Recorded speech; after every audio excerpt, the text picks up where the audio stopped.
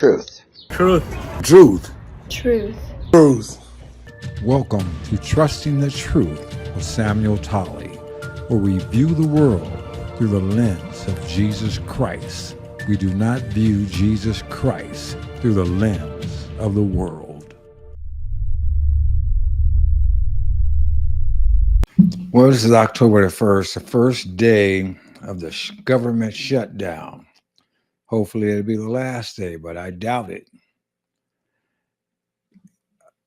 My intention is not to talk about the shutdown as much as I want to talk about something that I think many people on the right and the left agree with. And that's football. You know, I have friends that are conservatives that love football. I have friends that are liberals that love football. I remember the time when we could sit down and watch a football game and don't worry about anything other than our team winning. Matter of fact, I could sit down with people that love the other team. And for 4 quarters and 3 hours, we would jostle back and forth, respectfully rooting for our team. We watched men in the pits. We watched men that were fighting it out, a war, as it were. You know, I remember people like Dick Butkus. He was a beast on Chicago. You know, he was the epitome of dirt and grime and viciousness. When he hit people, he wanted them to know they were hit. Those are the days when the quarterback wasn't covered in cellophane or mothballs or cotton or whatever. Quarterbacks had to take it, and they did. Those are the days when football players were real warriors. He wasn't alone. I remember another fellow, Jack Tatum. He was a beast. Matter of fact, unfortunately, I believe a receiver named Daryl Stingley was paralyzed because of a hit that Tatum put on him. He didn't try to paralyze the man. It was just one of those unfortunate things that happened in that battlefield. But football is a battlefield. Or at least it was when I was growing up. It was a battlefield. It was vicious, but it was fair. You know, you took no quarter, you asked for none. Your team, you left everything on the field. And as a fan, we were able to watch it. We were able to enjoy it. We were able to get involved with our team. In those days, the Los Angeles Rams were my team. You know, the fearsome foursome, Rosie Greer, Merlin Olsen, Lamar Lundy, and Deacon Jones. Anybody that knows anything about 60s football players know those guys. You know, they were a wall on the defensive end. Just like in Minnesota, they had the Purple People Eaters. You had all kinds of groups. And then in the 70s, you got the Steel Curtain. I'm saying this to say that football is a man's sport. Football is a sport that men enjoy. Women enjoy it, boys enjoy it, but it is a sport. It is not feminized. It is not something that soft people are supposed to gravitate to. You can't be soft and play football. It takes a hardness.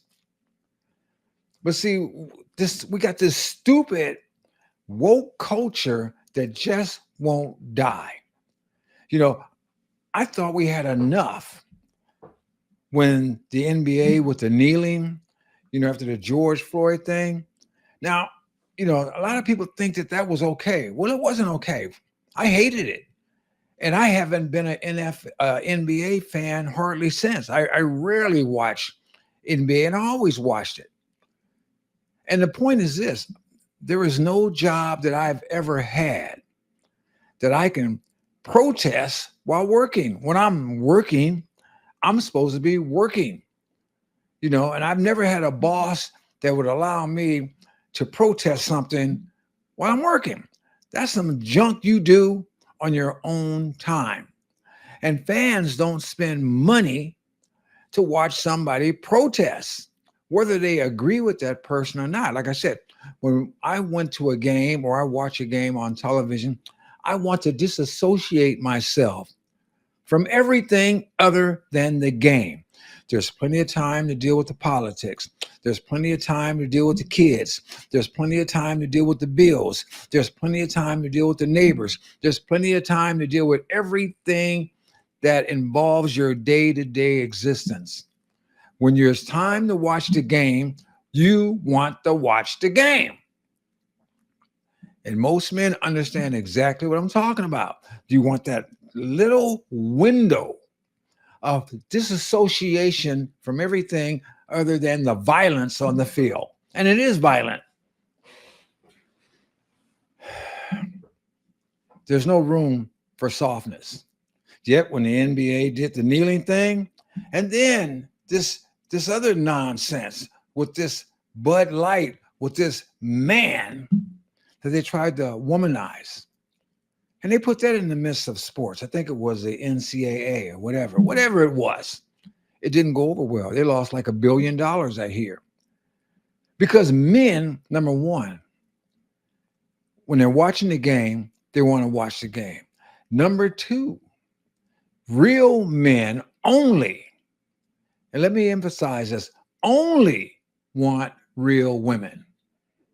There is no substitute for it. We're not freakazoids, and we don't want freakazoids. We don't want imitation. We want the real thing. The freakazoids and the imitators, they can go with themselves. Real men want real women. And real men that like to drink beer want real women in their commercials if they're going to have women in the commercials. They don't want some man pretending to be a woman. We do not live, listen, real men do not live in a world of fantasy. We exist in reality. We understand that 2 and 2 is always going to be 4. We understand that if you came out of your mother's womb with testicles and a penis, you're a man, potentially, but you're a boy then. And nothing else. Nothing no one says, nothing no one does, nothing no one has to think about is going to make it any different. All this nonsense about you assigned genders at birth and you can be what you think you are is a bunch of postmodern nonsense, crazy, demonic thinking. And everybody in the psychological, medical field that have not demanded that nonsense be stricken from society, they all need to turn in their degrees because they're lying like a dog. They know full well that you are what you are. You're either XX or XY. So we thought we got past a lot of this garbage after Bud Light took a hit. We thought we got past a lot of this garbage with the tuck bathing suits from Target, even though I still don't go to Target. I hadn't been to Target since I think 2017. I will not go back into a Target until they renounce that nonsense about you can go to a restroom according to whatever gender you believe you are. When I see a men's room, I expect to see men in there. When I see a ladies' room, I don't go in there. And if my daughter or my wife went in there and some dude comes walking out of there before my wife or daughter comes out of there, there's going to be issues because he's not going anywhere until I see my loved one. Because no matter what some weird psychobabble nonsense that's being perpetrated on the masses and they're trying to tell us that, oh, wait, he identifies as a woman and it's okay. No. I got to make sure my people are okay. It's just like the nonsense where they all put rapists, male rapists into female prisons because they decide that all of a sudden they identify as a woman. Or you just putting the kid in the candy shop. Now, I'm a little agitated this morning. Not so much about the lockdown or the shutdown, because I think that's completely foolishness on the Democrat part. They want to spend $1.5 trillion for 6 weeks or whatever the hell it is. And they want to make sure that we health care to illegal aliens and pay for transgender surgeries and all this other garbage. No, that's stupid. And anybody that endorses that is either ignorant, deceived, or really don't have any business voting in the first place, whether it's the public or on the Senate. So, just lock it down, keep it shut down. Do whatever you got to do until sanity arises for that. But what I want to talk about, like I said, is football. And I heard that this guy named or called Bad Bunny is going to be the halftime show at the Super Bowl. Now, I never heard of Bad Bunny. So I looked up Bad Bunny. And here's Bad Bunny. Another dude in a dress. The NFL hasn't learned anything. I was talking about a game of violence, a game where testosterone rules, a game where men fight it out. Legal violence without trying to kill each other, but they fight it out and they leave it all on the field, just like the MMA people leaves it all in the octagon. Men, because this is what they do. When we grew up as little kids, we wanted to play with toy guns. We wanted to be Indians and cowboys or army or this, that, and the other. It's all part of our DNA. We have to prepare our boys for when they get to be adults, if in fact they need to go defend their homeland. They need to be warriors. That's why, frankly, I'm glad that they changed the name from the Defense Department to the Department of War, because that's what they're there for. They're there for war if it is necessary. Hopefully it isn't. But men are men, and they need to act like men all the time. You can't have sissified folk running the country or protecting your household. Now, this gentleman in the dress, my understanding is not only is he, as you can obviously see from the picture, wearing a dress, the guy's from Puerto Rico, and I understand that he's a singer that doesn't even sing in English.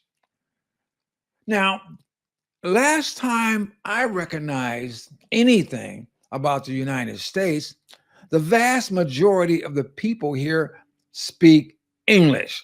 Why would you have a halftime show with an entertainer that can't even communicate with the masses of this nation? Why would you do that, NFL? Why would you have a halftime show also with the fellow that I understand says he's not going to tour the United States because ICE agents may come to his concerts? An anti-Trump entertainer. Now, like I said in the beginning, football was something that my friends, whether we were on the right or the left, we could agree on, that we could watch without falling out. So the fact, that you're going to invite someone that's openly hostile to half the nation to entertain the entire nation during what is the most celebrated and watched sports event of the year is a slap in the face. It is just mean, nasty, evil, and totally unnecessary. What's wrong with you people? It seems like that you are dedicated to make us bow to your will, that you are going to force this transgenderism, this homosexuality, this sodomistic, demonic evil on God-fearing people, and we're not going to have it. Now, I challenge men, real men, to demand that the NFL get rid of this. Admit you made a mistake and put on a halftime show that's reflective of the nation. Put on a halftime show and quit the debauchery, okay? There's millions of kids that watch this stuff too. We don't need to see women with their behinds hanging out. We don't need to see men gyrating and acting like they're about to have a orgasm. We don't need any of that. Just put on a good show. If you put on a good show, people appreciate a good show. We don't need organized debauchery. It's time for this nation to start acting like it got some sense. God has blessed this nation. I recognize the fact that there's many of you that don't recognize God. So be it. That's your choice. But don't expect God-fearing people to tolerate an anti-God agenda. And if the NFL is insisting on putting Bad Bunny on and any more perverse folks like that, then God-fearing men need to ban the NFL from their TV. They need to forego watching the Super Bowl. I can do it. I haven't watched the NBA finals ever since the kneeling stuff. You'd be surprised at what you can find to do when you release yourself from that. As a Christian, Jesus said, if you put father or mother or son or anybody before me, you're not worthy of me. That's as a Christian. And the Bible tells us in Leviticus that a man dressed like a woman is an abomination. So this stuff is clear. This is not fuzzy. This is not out of focus. This is not pseudo anything. This is a direct attack on God-fearing decency. And I'm sick of it. And you need to be sick of it too. And the only thing that's going to make these people stand up and pay attention is when you cut off their pocket. When you have to give them as much as they like to give. That's the only thing. It's just like, if I want to use the analogy of when they were trying to get rid of Trump, the analogy that they tried to bankrupt him. They tried to lock him up. And when that didn't fail, they tried to kill him. They were going to do anything they can to get their way.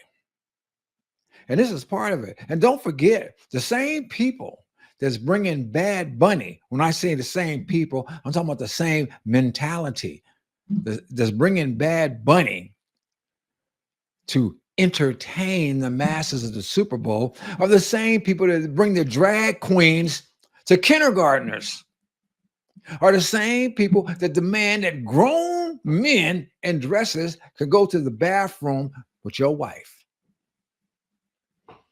and your daughter. Now, I don't know how any man, whether you're a Christian or anything, will tolerate any of that. The only way that we're going to get true respect is to demand it. And I believe in freedom of religion, but I also believe in common sense. And you allow men in the bathroom with your wife or your daughter, then I'm thinking you ain't a man. And this subversion, this snakely presence that the NFL is presenting with people like Bad Bunny, men in dresses, in the middle of a program where warriors are battling, is a subversiveness that they're trying to inject in the mind of men, feminizing men, telling us that as a man, yeah, I can be masculine and feminine at the same time. And I say, no, you can't. There is no feminine side. That's for the wives. That's for the women. There's only the masculine side. God made them male and female. He didn't make them non-binary. We need to put an end to this crap before it destroys this nation. We need to look holistically at the whole picture instead of a microcosm, or say, oh, well, it's just a halftime show. I'm going to watch the game, but, maybe I'll turn it aside. No, we need to tell these people. We need to make them understand. Quit pushing this crap down our throat. We're not taking it no more. We want